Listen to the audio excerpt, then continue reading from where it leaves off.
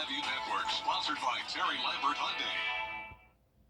Get ready for temperatures to soar into the upper 90s. A really steamy rainfall. I'll have the details coming up. 5 to 6 forecast. Right now on News Channel 6 at 4, downtown Augusta business owners sharing their thoughts on the Broad Street shooting and whether it'll impact their vote for sheriff. Plus, what's next for the unofficial GOP candidate for sheriff of Aiken County. And a special day for one local woman celebrating a century of life. And that's not all, as your news at 4 starts now. Live from Television Park, this is WJBF News Channel 6 at 4. Good afternoon, everybody. I'm Brad Means. And I'm Jenny Montgomery. Thank you for joining us. Coverage you can count on begins with a second suspect under arrest in that shooting over the weekend on Broad Street. Seven Whitfield is his name. He's charged with assault and having a gun during a crime. He and Amazing Brigham there were taken to a hospital from gunshot wounds after that shooting. They are now at the Webster Detention Center. And business owners in downtown Augusta, as you might imagine, are talking about this shooting. Graham Lee joining us live now with that part of our coverage. Graham? Well, Brad, the shooting is definitely raising questions about safety in downtown Augusta, and business owners are saying that changes need to be made. And we got some more information from the GBI just a little bit ago, and investigators believe that gunfire started between Brigham and several others outside one of those restaurants here in the area. But they have not determined what caused the fight that led to that shooting. Most businesses have reopened their doors, but several in the area have suffered damage from the gunshots. In fact, there's a few businesses that still have windows boarded up because they were shattered and there's broken glass still inside. And today I talked to several business owners about it. And one of them, who's a longtime owner here, tells me despite the chaos, he feels safe. Gratefully, it wasn't in this area. You know, it's not a good look anyway, just having to shoot it on Broad Street. But I feel safe. It was a random thing that would happen, you know. Something like that doesn't happen all the time on Broad Street, you know, but randomly it does, you know. But fortunately, you know, I haven't been affected. And I feel safe because there's nothing actually going on during the day. Now, of course, during this election season, one of the changes that some business owners are calling for is for a new sheriff. Now, that sheriff's race in the runoff between the incumbent Sheriff Roundtree and challenger Eugene Gina-Rock Brantley is scheduled for next Tuesday, June 18th. And you'll hear some thoughts from those business owners on the sheriff's race coming up in the next hour. For now, live in Augusta, Graham Lee, WJBF, News Channel 6. Speaking of, early voting continuing as we speak in Richmond County. Pushing 100 degrees, possibly above 100. I'll have all the details coming up in your 5 for 6 forecast. Brad and Jenny. All right, Miller, thank you. The Aiken County School District is talking about renewing the 1-cent sales tax. Voters approved it a decade ago. The revenue helps rebuild and renovate schools. One will probably get everything that they think their area, their schools need. But we need to look at it from a realistic view as to what we can get as many of these schools as we can now in the first round. Not just looking at big things that some of us are wanting, but look at what we can do to get as much done in each one of the schools that has a need that's in our area.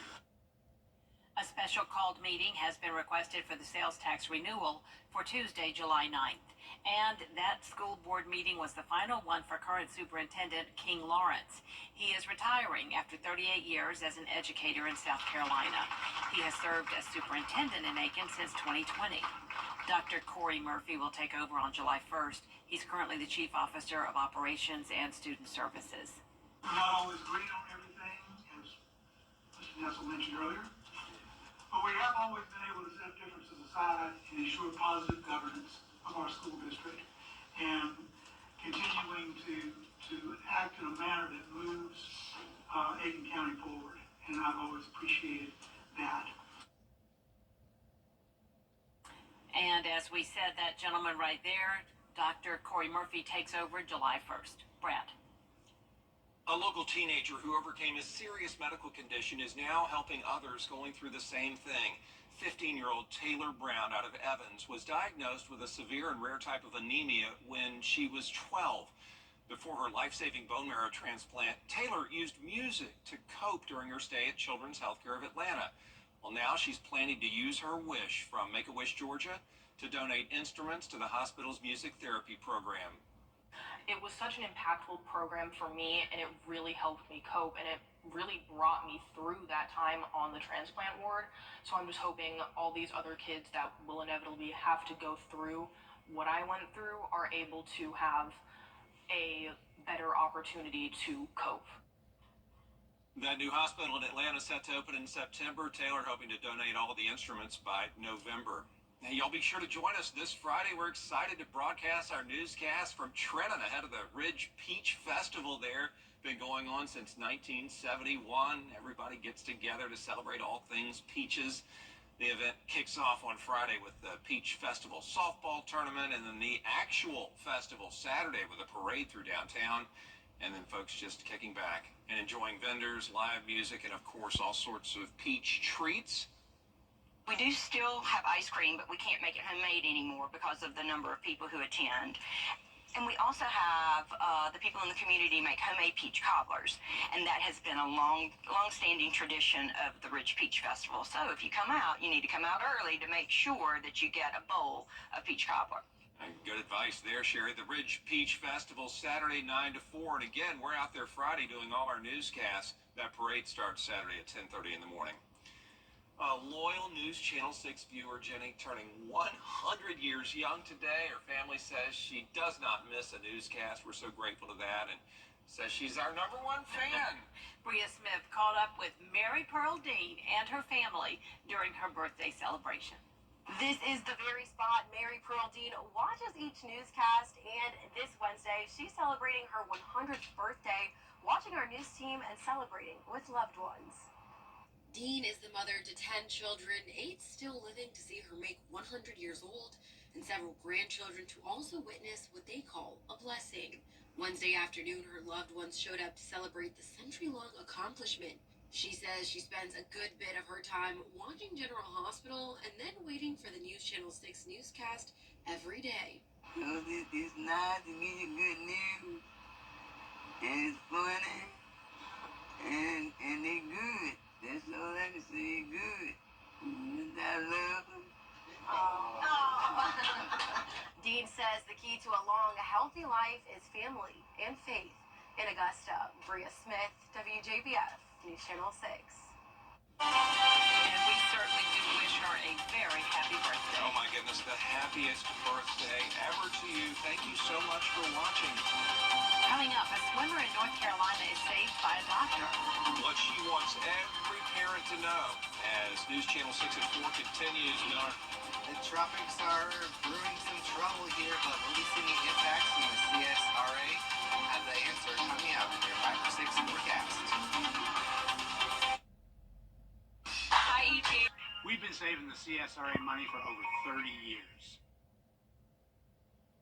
A teenager at a pool party in North Carolina almost drowned, but doctors saved him. The boy and his family are now expressing their heartfelt gratitude, as Mariah Ellis reports. An embrace and a thank you that could never be enough. Giving you a hug. I know Javen made this, but Janet Zen felt a lack of words thanking the doctors who saved her son's life. Just 2 minutes inside the water, and then the surface of the water is so calm. It wasn't at a doctor's office or a hospital, but a pool party at a home in Chapel Hill Saturday afternoon. Her 13-year-old son, Javen, says he was pulled underwater while playing with friends. I kind of was just like trying to swim out, but like after a few minutes, I just blacked out. In just a precious few minutes. It was good that they were there at the moment. Those medical professionals jumped into action when Dr. Elisa Lund, a UNC physician watching her daughter play in the deep end, realized something was wrong. It looked like you were playing dead, like he was just sort of on the surface, but his arms were moving. Then suddenly he started to sink. Dr. Lund jumped in immediately. She says 2 other physicians at the party rushed over to help. After giving CPR and about 60 chest compressions, Javen came back. The moment that he started breathing again, I think I finally was able to breathe myself. Javen's mother says she couldn't be more thankful, cherishing the following Monday when Javen held his diploma while graduating from middle school. Everybody should have their awareness of how dangerous that is inside the water. So to prevent this, nobody wanna, and then no parents wanna witness and see this, their kids. That's a horrible moment. For Dr. Lund, she hopes it's a reminder for everyone. She even happened to be saved by 3 physicians. But I want people to understand and know that it doesn't take a physician to save a kid from drowning. So much about drowning comes down to prevention. And Dr. Lund says prevention begins with making sure someone is supervising the pool at all times. Of course, swimming lessons and CPR training can be so valuable when those skills are needed most. We'll be right back. Weather headlines on WJBF News Channel 6. Brought to you by Hickson Roofing. If your roof needs fixing, call Mr. Hickson. Hey guys, it's Anna Christina. All right, thanks a lot, Bill. We appreciate it. Coming up, the effects of space on the human body. And who scientists say is better suited for this? When News Channel 6's 4 continues, stay with us.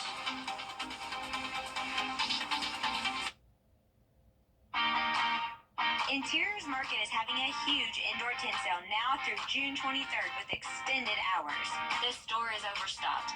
Everything is ready for immediate delivery. Absolutely everything is on sale, in stock and special order. Inventory changes daily. The best prices of the year. You don't want to miss this sale. Open every day now through June 23rd with extended hours. Check out all that is new at Interiors Market, located across the street from Weinberger's Furniture. From midnight. Women appear to be better suited for spaceflight than men. A new study shows that women were better able to handle the stress that spaceflight puts on the body, including disrupting genetic activity that could affect your immunity system. It could also leave astronauts exposed to radiation if they're up there for a long time. And they just found that women recovered faster from all that than men when they came back to Earth. And why is that, you may ask? Well, researchers say the difference could be linked to the ability to bear children. They say because women are able to tolerate large changes to their bodies during pregnancy, they can also manage the stress of spaceflight better than men. There is a lot more coverage you can count on coming up next on News Channel 6 at 4:30. Including a warning for Georgia Power customers, the latest scam officials want you to know about. These up next.